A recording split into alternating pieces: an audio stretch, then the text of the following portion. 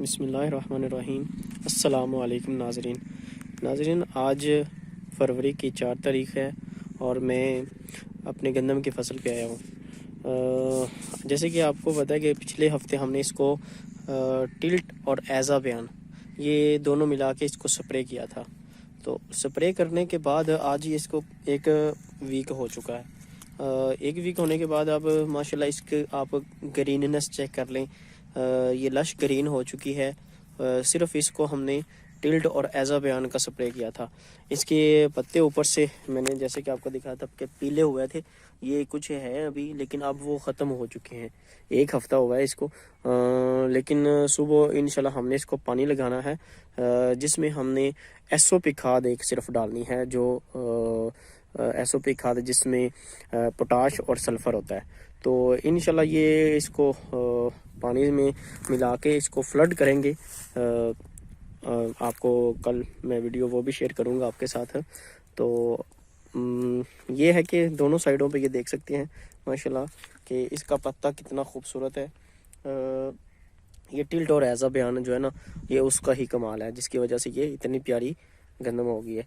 तो इसकी हाइट अभी इतनी ज़्यादा तो नहीं है, लेकिन ये ऑलमोस्ट गोब की हालत में आ चुकी है। 1 या 2 दिन के अंदर अंदर जब ये पानी देंगे उसके कोई 1 हफ्ते के बाद इंशाल्लाह इसको सारे सिट्टे ये निकल आएंगे। गंदम के सिट्टे ये निकलने की हालत बन चुकी है इसकी, ये आप देख सकते हैं। लेकिन अभी इसको कुछ दिन लगेंगे। पानी इसीलिए हम इसको दे रहे हैं कि साथ इसको पोटाश डाल रहे हैं। इसको जितने भी दोस्त हैं सब लोग यही बताते हैं कि इसको यूरिया खाद जो है ना वो नहीं डालनी चाहिए, क्योंकि ये अब 3 महीने तक इसकी फसल को 3 महीने हो गए, क्योंकि ये 5 नवंबर की काश्त है। 5 नवंबर के बाद आज 4 फरवरी है, तो ऑलमोस्ट ये 3 महीने पूरे हो गए इसको। 3 महीने की ये फसल हो गई है।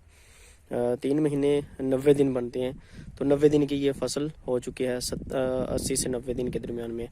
तो अब इसको खाद जो यूरिया नाइट्रोजनी खाद है ना, वो इसको नहीं देनी चाहिए। अब इसकी स्टेज गुजर चुकी है, और जिनकी कोई थोड़ा सा इशू है, फसल कमज़ोर है, तो वो उसके ऊपर स्प्रे, जैसे कि सब बताते हैं कि वो 3 kg यूरिया 100 लीटर पानी में डाल के इसको 4 से 5 टैंकियाँ लगा दें स्प्रे की, तो उससे भी ये लश ग्रीन हो जाएगी, इसकी कमी पूरी हो जाएगी यूरिया की।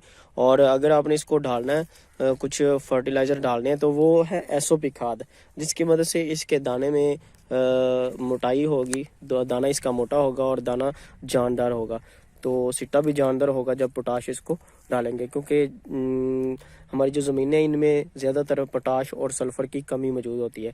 तो ये दोनों चीज़ें अगर आप इसको डाल देंगे तो इंशाल्लाह पैदावार में ख़ातर ख्वाह बहुत ज़्यादा इजाफा हो जाएगा।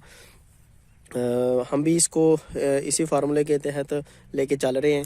इंशाल्लाह जो भी पैदावार आएगी इसकी मैं इंशाल्लाह आपके साथ शेयर करूँगा। तो इजाज़त दीजिए मुझे, कल इंशाल्लाह नई वीडियो के साथ हाज़िर होऊंगा। कल इसको जब पानी लगाएंगे तो सारी डिटेल वीडियो इंशाल्लाह आपके साथ शेयर की जाएगी। इजाज़त दीजिए, अल्लाह हाफिज़, अल्लाह निगहबान।